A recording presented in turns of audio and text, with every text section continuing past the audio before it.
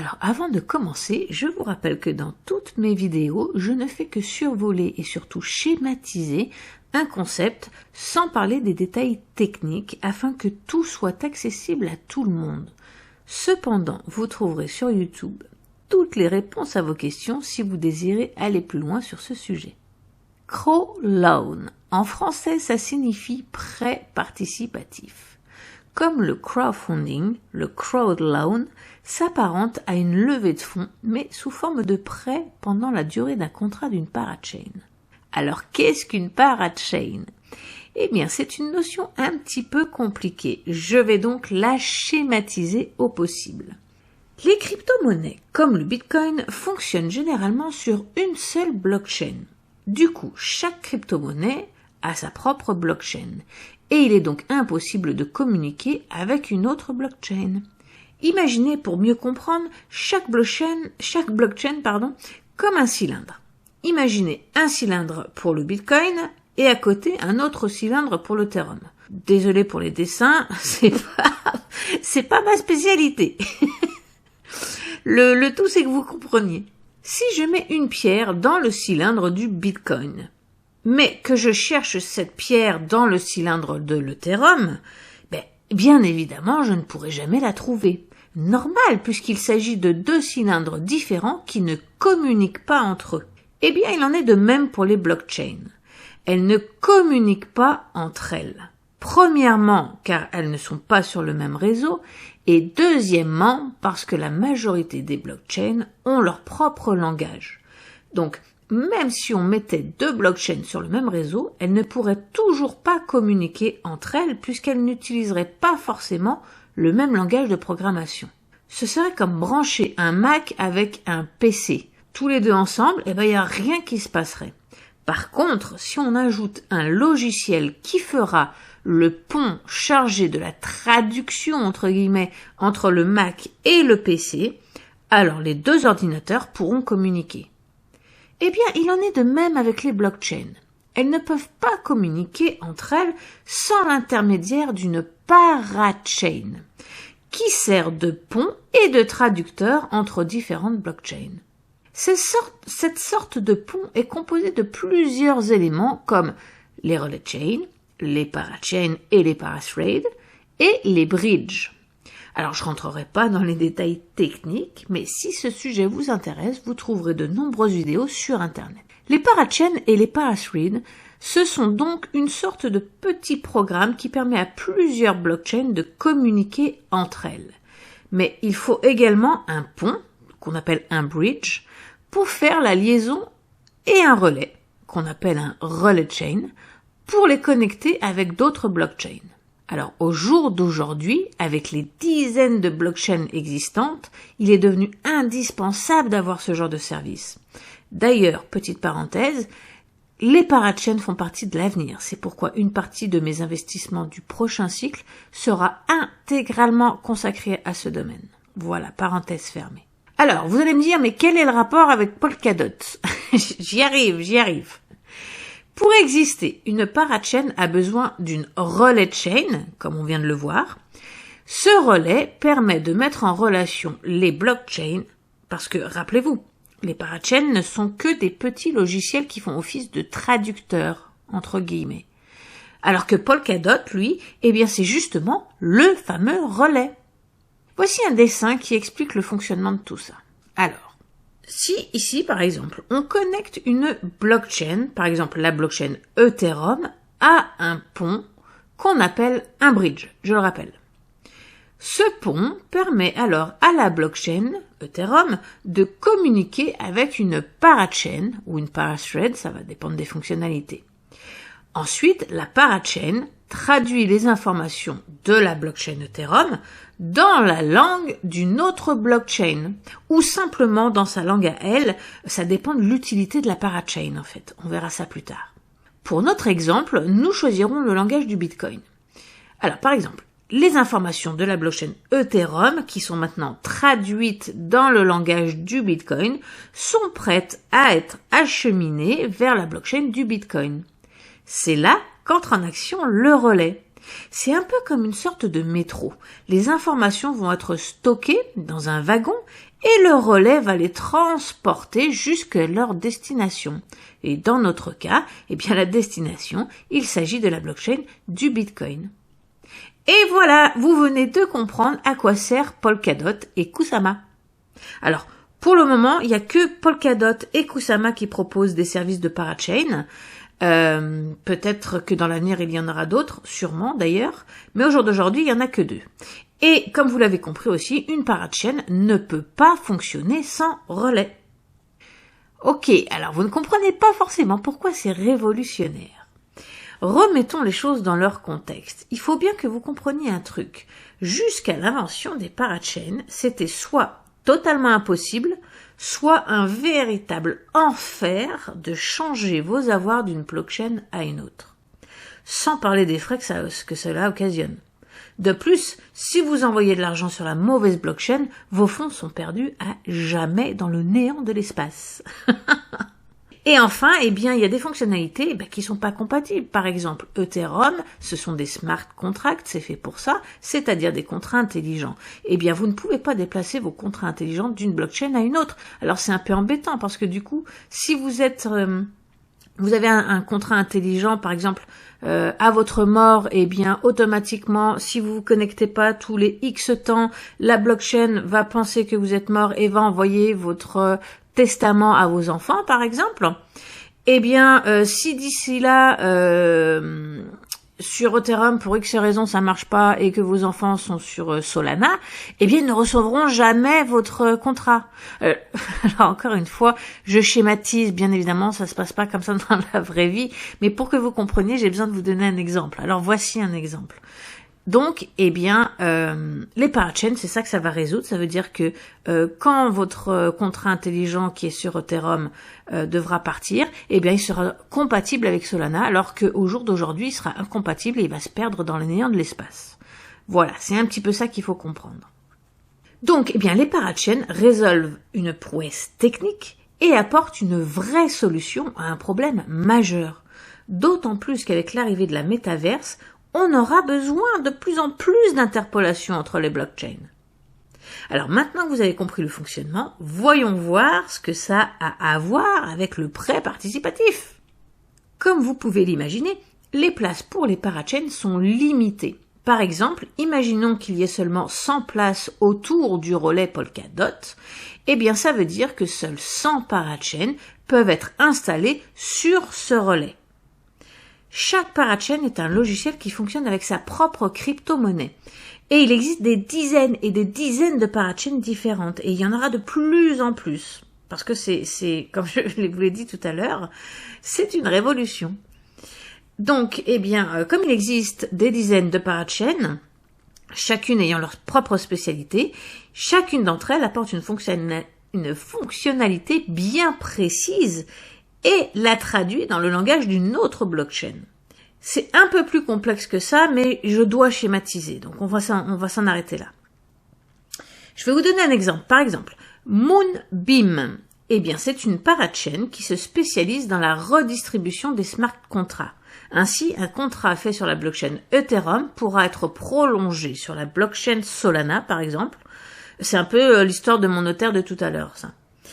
La crypto-monnaie de Moonbeam, c'est le GLMR. Prenons un autre exemple, la parachain Akala. Elle est spécialisée dans la finance décentralisée, ce qui permet de pouvoir faire de la finance décentralisée, donc des investissements, peu importe la blockchain où vous vous trouvez. Et sa crypto à elle, c'est le AKA, A-C-A. Alors, eh bien, comme un relais a des places limitées, il ne peut offrir que 100 places par exemple. C'est un exemple, c'est pas la réalité, mais dans notre exemple, il ne peut offrir que 100 places. D'accord ? Eh bien, il va falloir faire des enchères pour savoir qui aura le droit d'être sur le relais de la Polkadot. Ces enchères vont être votées et financées par le public. Ainsi, seuls les parachains ayant une vraie utilité et une utilité attendue par le public, puisque c'est le public qui vote, pourront être subventionnés et acceptés. C'est le peuple qui décide. C'est ça qu'on appelle un crowd loan. Alors, comment ça fonctionne ? Maintenant que vous avez compris la partie compliquée, passons à la partie simple. Les gens lambda comme vous et moi, eh bien, allons décider quel projet nous aimerions soutenir. Une fois le projet sélectionné, nous allons aller sur le site où se passe le Crowdland et nous allons prêter nos dots. L'enchère se fait uniquement avec les dots, c'est pour ça qu'il vous faut des dots. Et les dots, eh bien, c'est la crypto-monnaie de Polkadot. Ou bien, sinon, il vous faut des KSM, si vous êtes sur la blockchain Kusama. Kusama, c'est la petite sœur de Polkadot. On verra ça dans une autre vidéo. Mais je vous rappelle que c'est les deux seuls qui font ce genre de service, qui offrent ce genre de service. Donc, en faisant une enchère, eh ben ça veut dire que j'accepte de prêter mes dots pour subventionner le projet que j'ai choisi. Comme il s'agit d'une enchère, seuls les parachains qui auront reçu le plus de dots, en un temps limité, remporteront l'enchère et seront donc financés et installés sur le relais de Polkadot. Alors vous allez me dire, ok, j'ai pas tout compris, mais ok, mais pourquoi est-ce que c'est intéressant de faire ça?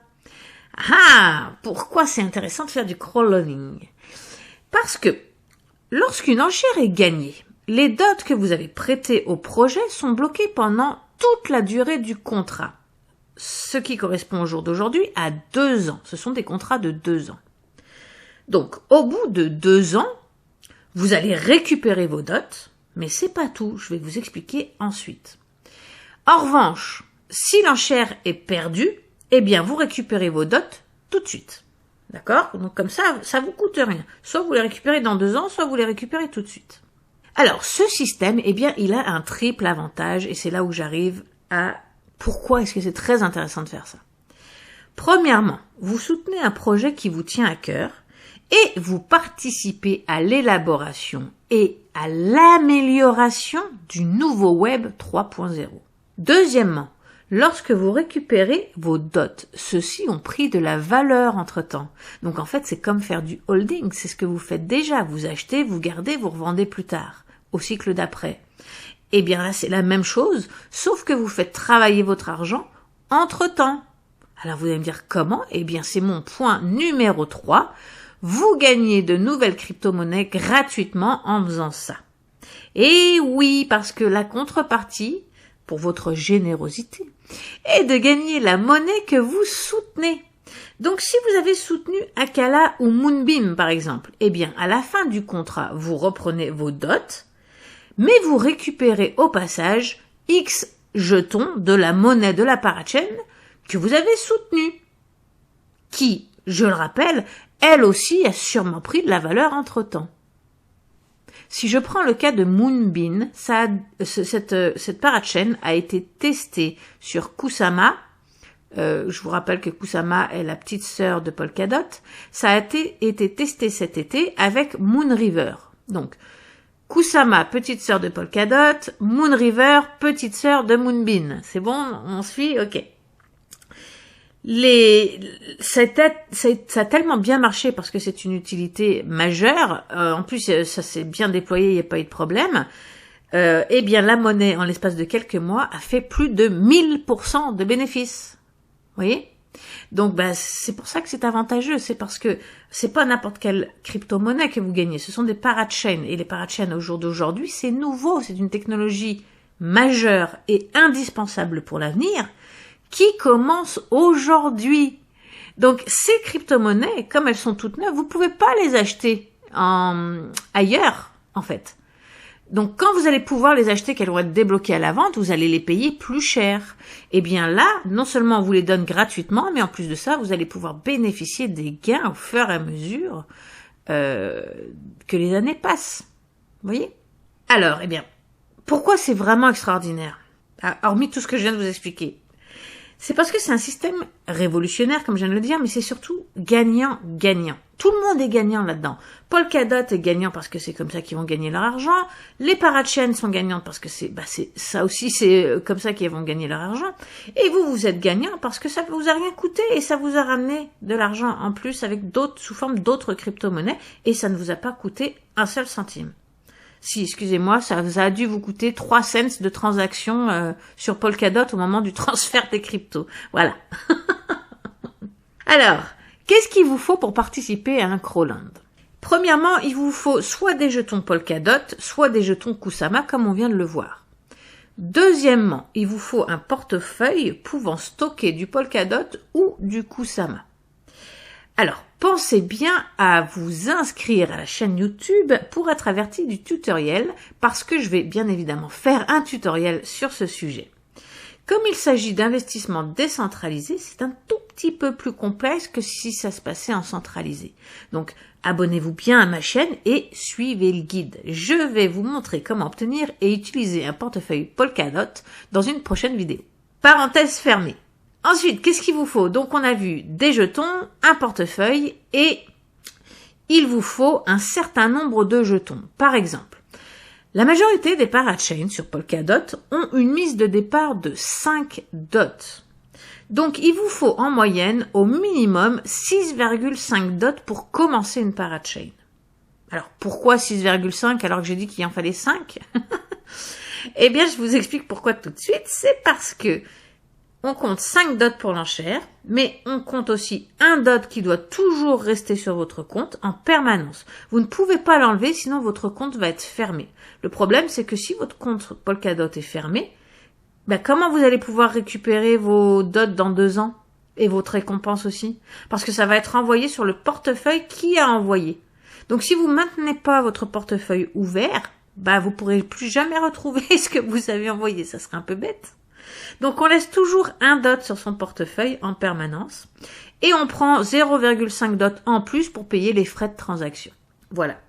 Donc 6,5 dots, c'est une bonne moyenne. Enfin, la dernière chose que je conseille, c'est pas obligatoire mais je le conseille, c'est d'avoir un VPN. Parce que comme d'habitude, la loi interdit certains pays à pratiquer ce genre de finances dans certains autres pays. Par exemple, Moonbeam est interdit au Canada. Étant donné qu'il s'agit de finances décentralisées, personne ne vérifie votre identité, donc vous faites bien ce que vous voulez, entre nous soit dit. Cependant, les compagnies, elles ont l'obligation et le devoir de bloquer les adresses IP de certains pays pour respecter la loi en vigueur dans leur pays à elles. C'est pour ça que Moonbeam a dû bloquer les adresses IP du Canada afin de respecter la loi de son pays. Ainsi, pour participer aux enchères de Moonbeam, il suffit d'avoir un VPN, ce qui permet de masquer votre adresse IP et de choisir une autre adresse IP d'un autre pays, comme par exemple la France, parce que c'était autorisé en France. Donc, vous mettez une adresse IP de la France ou une adresse IP du Canada, et voilà, vous n'êtes plus bloqué, vous pouvez participer à l'enchère. Alors, encore une fois, je vais faire un tutoriel là-dessus. Ce sera d'ailleurs le tutoriel le plus rapide de l'histoire de tous les tutoriels, parce que ça prend exactement 3 secondes de brancher un VPN. Donc, ne vous inquiétez pas, c'est un mot nouveau, ça fait peur, mais c'est vraiment très très simple. Une fois le logiciel téléchargé, bien évidemment, ça va vous prendre donc peut-être 5 minutes, parce qu'il faut télécharger le logiciel avant, mais pour l'utiliser, ça prend 3 secondes. Et aussi pour la société de VPN, je vous conseille fortement NordVPN. Moi, c'est eux que j'utilise depuis des années et j'en suis ravie. C'est d'une simplicité, ils fonctionnent bien. C'est même pas qu'ils sont pas chers, c'est qu'ils sont complètement hors compétition. Donc, je vous mets un lien dans la description, ce qui vous permettra d'ailleurs d'obtenir une méga promotion parce qu'à chaque fois qu'on parraine quelqu'un, le filleul a une promotion. Et honnêtement, c'est même pas l'histoire de parrainer quelqu'un ou quoi que ce soit. Honnêtement, le VPN, NordVPN, et j'en ai essayé plusieurs, il a même pas de concurrent en fait. C'est simple, c'est rapide, c'est facile. Vous verrez par vous-même dans le tutoriel, c'est incroyable. Voilà. Ensuite, on va résumer et clôturer cette vidéo. Une fois que vous avez tous les éléments en main, donc tout ce que je viens de citer, enchérir ne vous prendra plus que 5 minutes. Donc, ne vous inquiétez pas, là encore, je vous ferai un tutoriel, bien évidemment. Donc, abonnez-vous bien à la chaîne pour être sûr de ne rien rater.